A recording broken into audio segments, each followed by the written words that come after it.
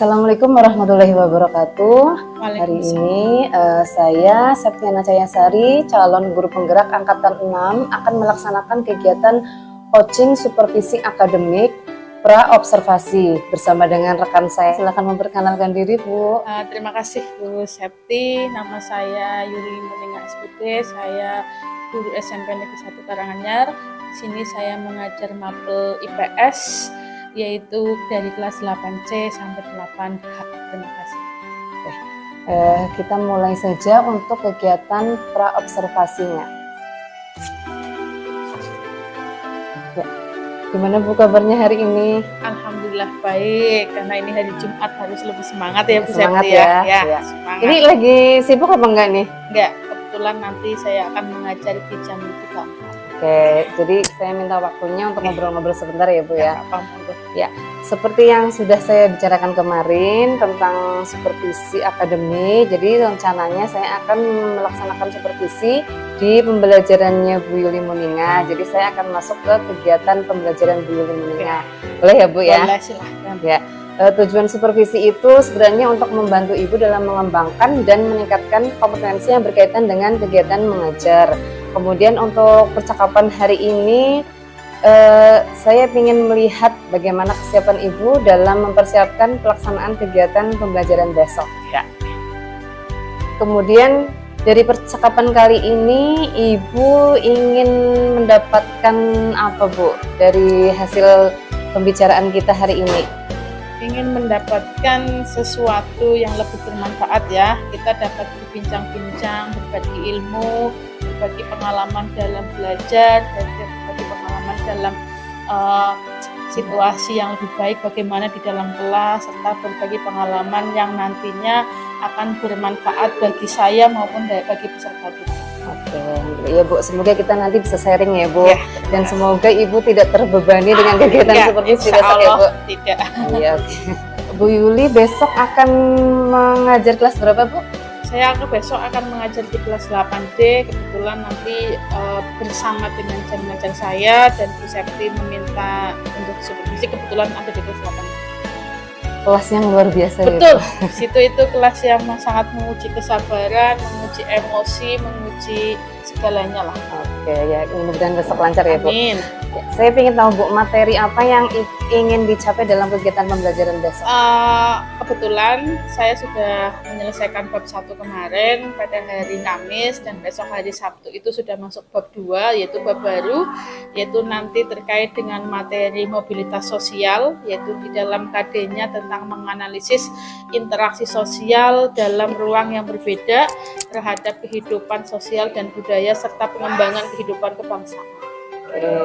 Nah, untuk tujuannya yang ingin dicapai dalam pembelajaran besok? Karena pada materi ini kita akan membahas tentang mobilitas sosial, yang pasti tujuan pembelajaran yang nanti akan saya sampaikan dan dicapai oleh anak-anak itu yang pertama, anak-anak atau peserta didik mampu menjelaskan pengertian mobilitas sosial, mampu mengidentifikasi terkait dengan bentuk-bentuk mobilitas sosial, mampu menganalisis terkait dengan faktor penghambat dan pendorong mobilitas sosial, dan yang pastinya karena nanti di sini metodenya saya menggunakan metode diskusi, jadi anak mampu menyajikan laporan hasil diskusi. Oh, bagus sekali. Dari semua yang tadi sudah Bu Yuli jelaskan, persiapan apa yang sudah dipersiapkan?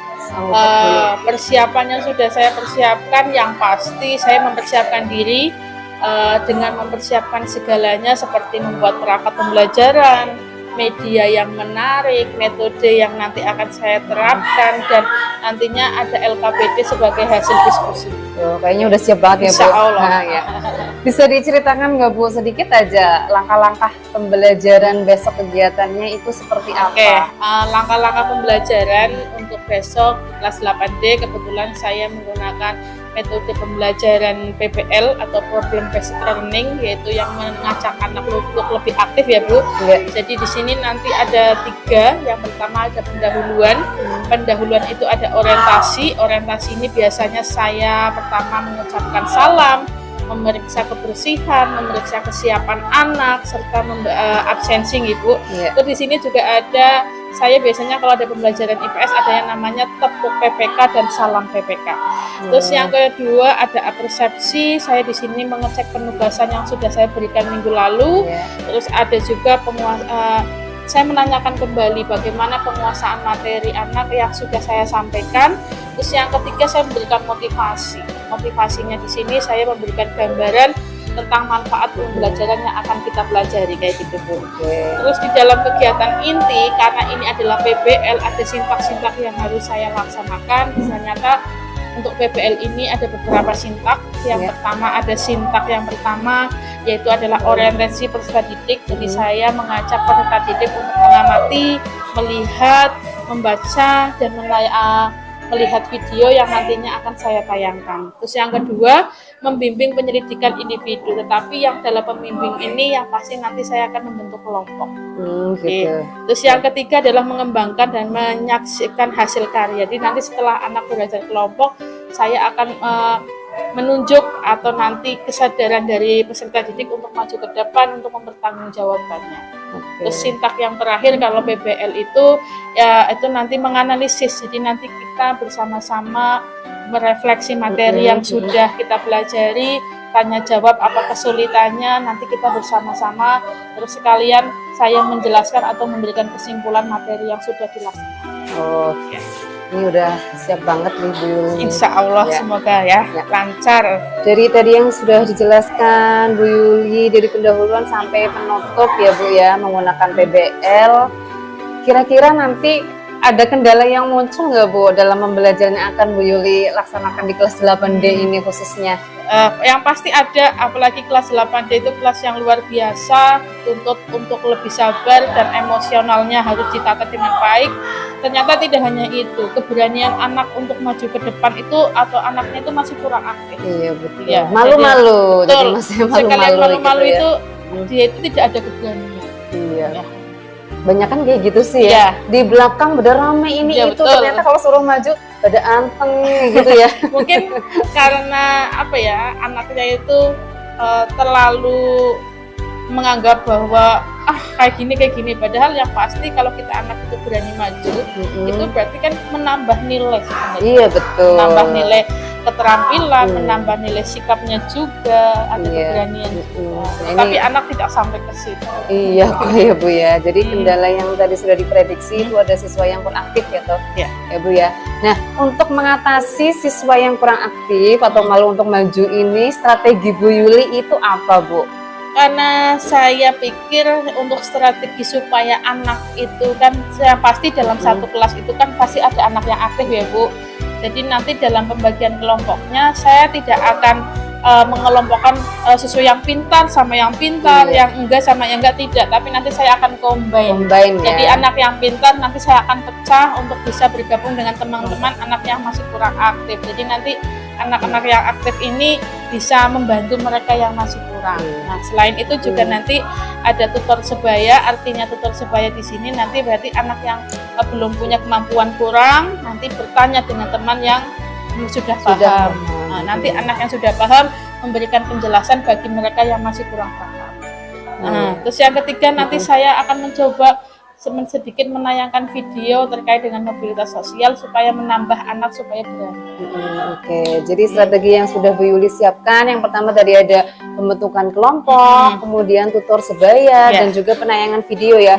Memang ya Bu, tutor sebaya itu menurut saya juga penting sih, soalnya kadang anak mau bertanya sama guru itu kayak segan ya, atau malu atau tidak ada keberanian. Kalau ada tutor sebaya kan kalau ada kesulitan langsung tanya sama temennya. Betul. Jadi tidak ada tapi memang betul sih, ya. tutor sebaya itu sebenarnya tidak hanya terjadi kepada anak, tapi kepada saya juga, karena di sini ada beberapa guru IPS, saya juga akan melaksanakan tutor sebaya. Apa yang harus saya lakukan supaya nanti dalam pembelajaran kelas itu menarik? Biasanya seperti itu.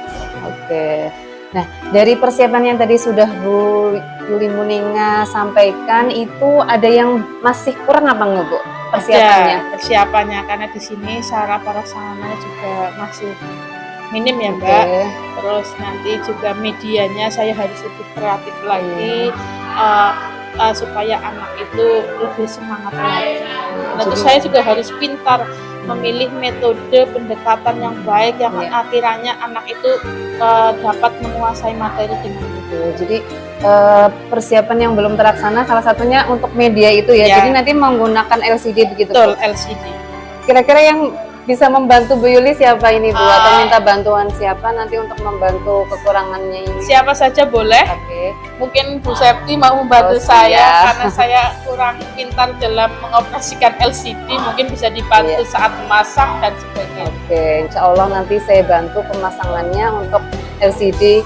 Dalam pelaksanaan supervisi ini, kompetensi yang ingin Ibu Yuli Muningah kembangkan itu apa Bu? Atau area yang pengembangan apa yang ingin Bu Yuli Muningah tingkatkan dalam kegiatan supervisi ini? Karena saya tahu bahwa saya memiliki kelemahan, jadi kompetensi yang ingin saya kembangkan di sini yang pertama kompetensi pembelajaran yang semenarik mungkin.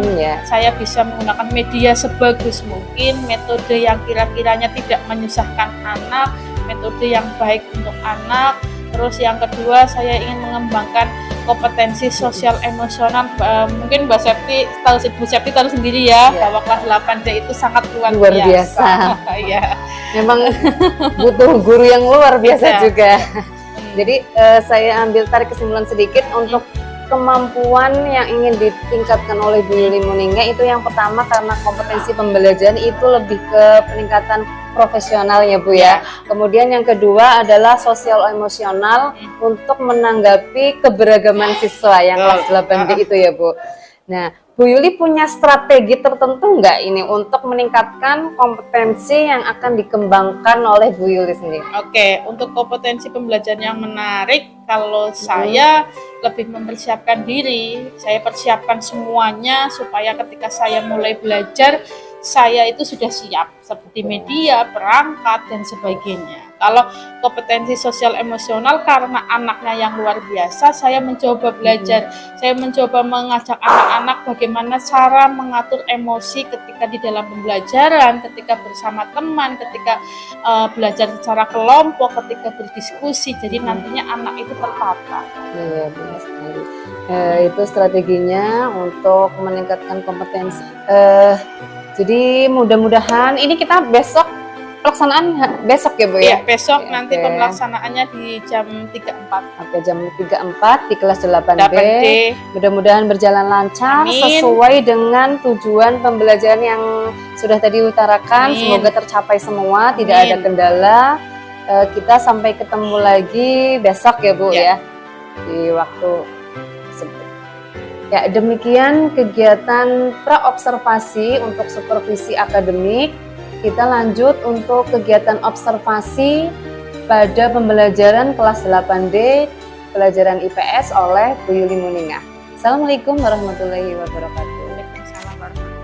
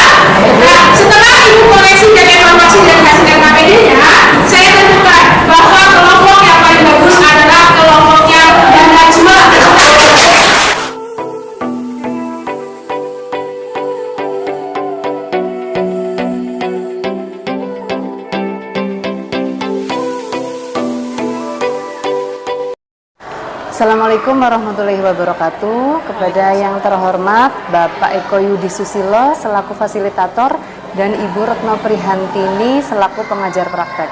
Pada kesempatan yang berbahagia ini saya akan melaksanakan kegiatan pasca observasi dari serangkaian kegiatan coaching supervisi akademik. Kemarin saya sudah melaksanakan pra-observasi dan sudah melaksanakan observasi pada kegiatan hari ini. Hari ini saya akan melaksanakan coaching untuk pasca observasi bersama rekan saya Ibu Yuli Muningah. Ini lagi sibuk nggak Bu? Enggak, kebetulan tadi sudah selesai praktek di kelas 8D jam 3.4, sekarang sudah istirahat. Oke, berarti tidak mengganggu ya. Insya Allah. Bu, saya minta waktunya sedikit untuk bercakap-cakap, berbincang terkait dengan kegiatan supervisi akademik kemarin untuk umpan balik dan rencana pengembangan dirinya. Kemudian untuk tujuan kita laksanakan percakapan ini yaitu sebenarnya ngobrol biasa sih, tapi sifatnya lebih ke reflektif dan bertujuan untuk memperbaikan ke depannya ya Bu ya.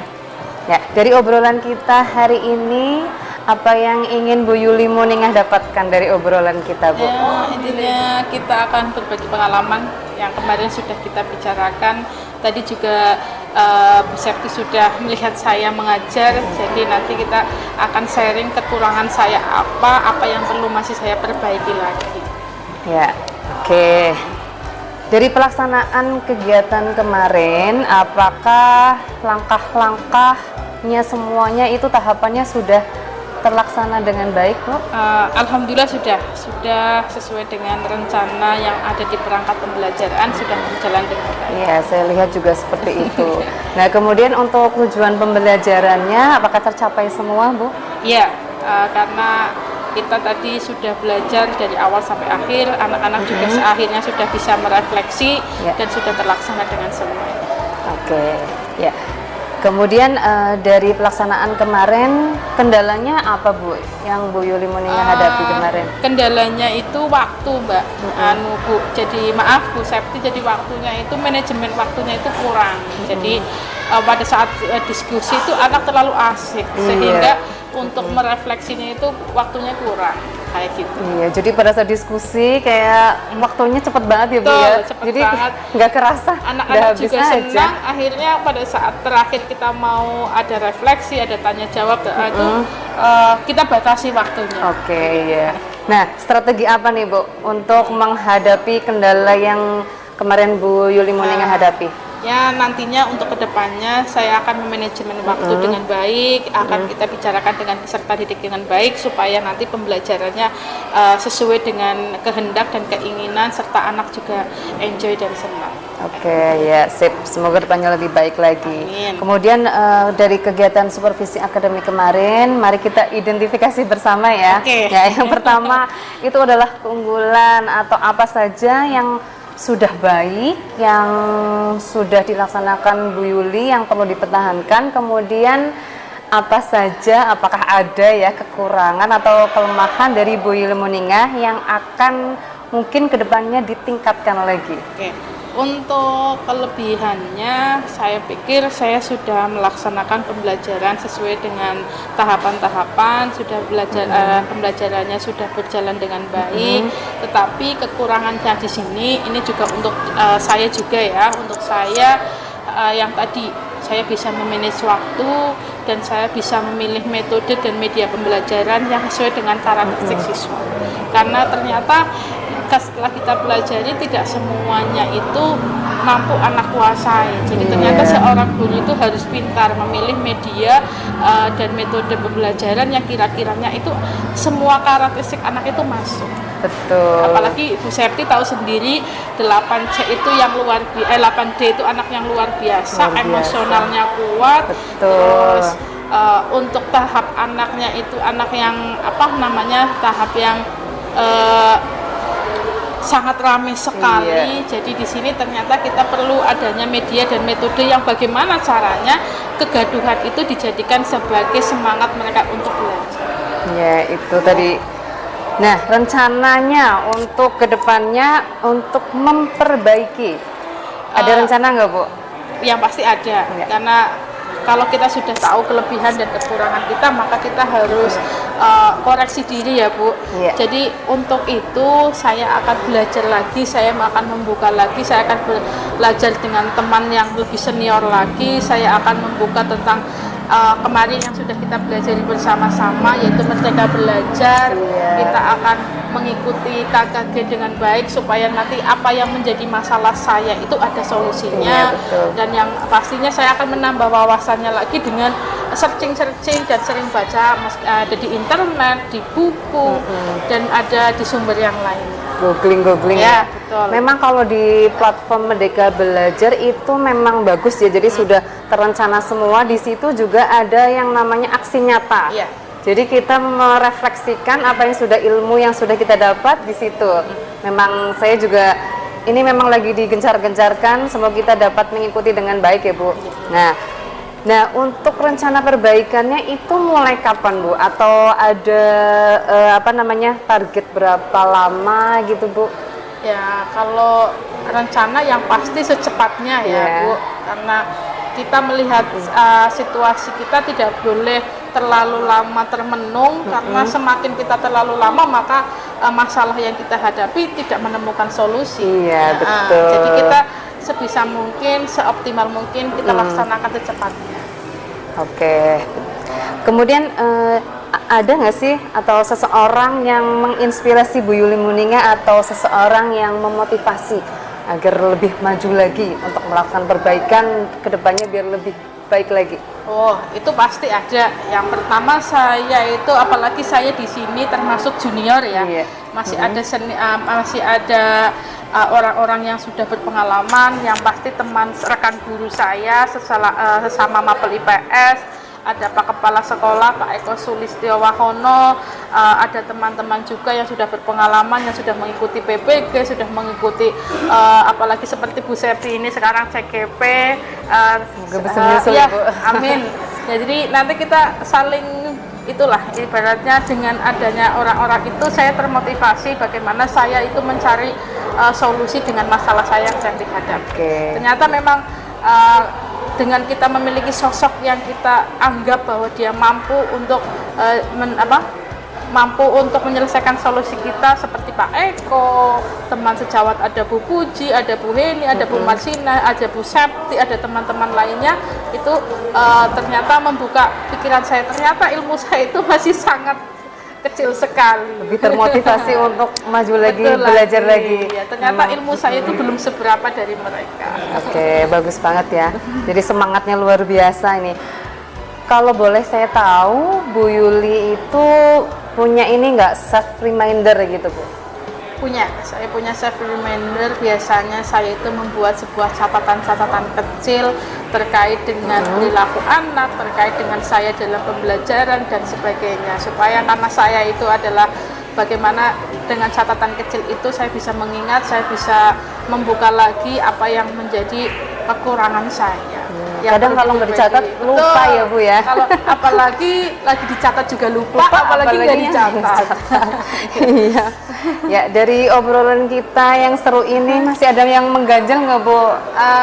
Kalau yang mengganjal, yang pasti saya kepinginnya ya ke depannya saya itu bisa memanfaatkan sarana prasarana dengan baik. Saya bisa lebih kreatif lagi dalam membuat media pembelajaran. Saya lebih pintar lagi dalam menentukan metode, saya lebih menguasai lagi materi-materi yang nanti akan saya ajarkan kepada peserta didik. Oke, sip lah Bu Yuli Muninga. Semoga kegiatan ini, kegiatan supervisi akademik ini bermanfaat untuk kita semua, kemudian berguna untuk kita sesama guru dalam kedepannya itu untuk perbaikan diri kita sendiri, sehingga pembelajaran itu semakin baik lagi dan peserta didik juga semakin maju lagi. Saya ucapkan selamat kepada Bu Yuli Muninga dan saya ucapkan terima kasih atas kerjasamanya. Ya, terima kasih ya Bu. Sama-sama. Ya. Demikian kegiatan pasca observasi dalam serangkaian kegiatan supervisi akademik. Saya akhiri. Assalamualaikum warahmatullahi wabarakatuh.